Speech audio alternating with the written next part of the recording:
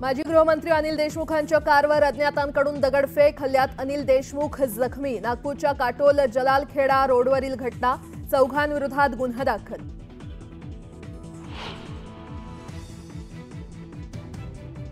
नाशिक पूर्व विधानसभा मतदारसंघात राडा, भाजपचे राहुल ढिकले आणि शरद पवारांच्या पक्षाचे उमेदवार गणेश गीतेंच्या कार्यकर्त्यांमध्ये तुंबळ हाणामारी।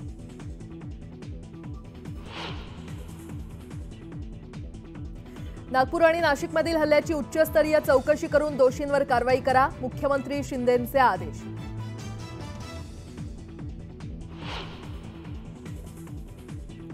उद्धव ठाकरे आज सहकुटुंब तुळजाभवानी देवीच्या दर्शनाला, देवीला घालणार विजयासाठी साकडं।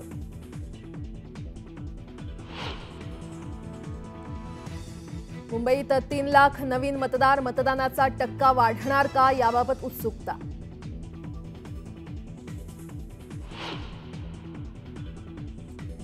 प्रचार तोफा थंडावण्यापर्यंत देशात 1000 कोटींपेक्षा अधिक किमतींची मालमत्ता जप्त, राज्यातून 660 कोटींचा मुद्देमाल हस्तगत।